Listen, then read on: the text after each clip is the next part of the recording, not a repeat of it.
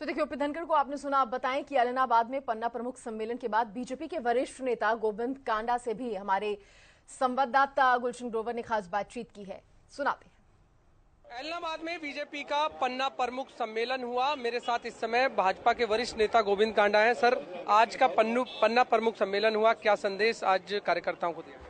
देखिए, आज का जो ऐलनाबाद का पन्ना प्रमुख सम्मेलन हुआ है, ये ऐतिहासिक सम्मेलन हुआ है और जिस पार्टी के अंदर पार्टी की रीढ़ की हड्डी के हजारों कार्यकर्ता हो, आज लगभग 5,000 के कार्यकर्ता लगभग आज यहाँ पन्ना प्रमुख में जो शामिल हुए, जैसे BLA हुआ, पालक हुआ, शक्ति केंद्र हुए, मोर्चे हुए, पन्ना प्रमुख हुए, लगभग 5,000। जिस पार्टी के पास 5,000 कार्यकर्ता हो, ये बहुत बड़ी बात है।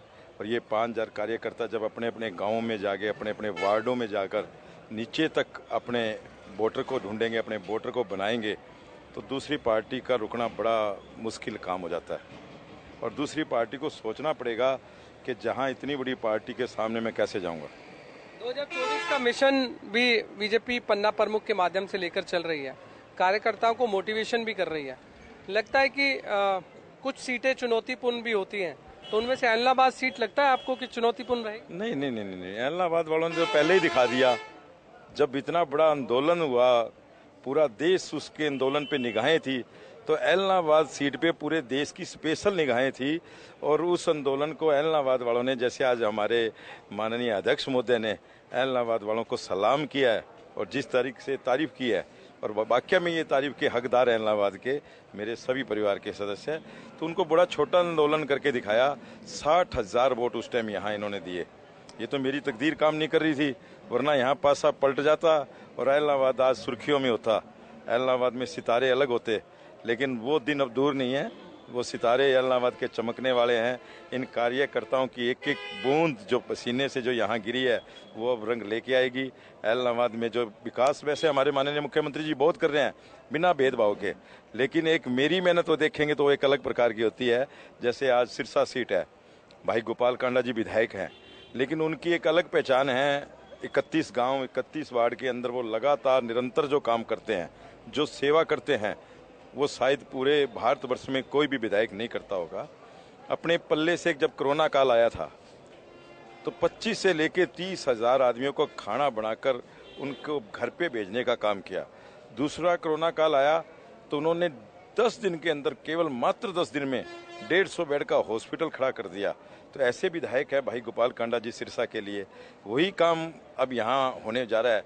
और ये ऐलनाबाद की जनता पलके बिछाई बैठी है, वो तो इंतजार कर रही है कि किस दिन वोट हो। इनको पछतावा है और अब की बार तो बहुत भारी वोटों से यहाँ विजय होगी। कुछ सीटें हॉट सीटें होती हैं राजनीति में, जब चुनाव होता है तो उन पर सबकी नजरें होती हैं, और उनमें ऐलनाबाद सीट भी है जिसमें सबकी नजरें होती हैं।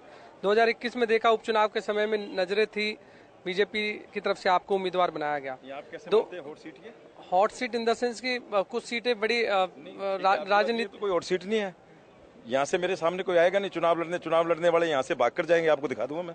यही मेरा ये मेरे 5,000 भाई जो मेरे साथ खड़े हैं, आज देखा आपने, ये जब अपने घर घर में जाके अपनी अलख जगाएंगे, भाजपा का प्रचार करेंगे, प्रधानमंत्री जी का, मुख्यमंत्री जी का, तो सामने कोई आएगा ही नहीं, वोट सीट बनेगी नहीं। यहाँ तो बहुत भारी वोटों से जीत होगी। आपका सर कोई विजन ऐलनाबाद को लेकर? देखिए, ऐलनाबाद जब ये मेरे को सेवा का मौका मिलेगा तो आप देखेंगे कि ये अंतिम छोर कहते हैं, लेकिन ये पहली छोर बनेगी हरियाणा की। यहाँ इतना विकास होगा। तो लगता है आज पन्ना प्रमुख सम्मेलन के माध्यम से एक संदेश जरूर गया है ऐलनाबाद?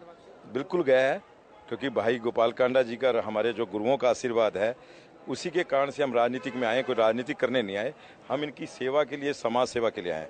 हम सेवा करते हैं और सेवाओं के माध्यम से हमने राजनीति के रूप बदल दिए हैं, राजनीति के मुआयने बदल दिए हैं सेवा करके। तो पूरा जिला चाहता है आज भाई गोपाल कांडा जी को। ऐलनाबाद में बड़ा मतलब इतना बड़ा आंदोलन था, लेकिन इनको एक पछतावा है। और एक बार ये जब मुझे मौका देंगे तो ऐलनाबाद की तस्वीर एक अलग नजर आएगी। जो लोग कहते हैं कि सत्ता आते ही हम पोर्टल खत्म कर देंगे, ये कर देंगे, आपको क्या लगता है? ये फालतू की बकवास है, कुछ नहीं होगा। पोर्टल बहुत जरूरी है आज के टाइम में, आज के युग में। आज जैसे जो दुनियादारी में लोग बढ़ रहे हैं आज के टाइम में, देखिए स्वर्गीय श्री राजीव गांधी ने 1984 में कंप्यूटर लेके आए थे। जब कंप्यूटर लेके आए थे पूरे भारतवर्ष में हाहाकार मचा था, लोगों ने हड़ताल भी की थी ये क्या चीज़ आएगी, लेकिन आजकल मस्ट है कंप्यूटर।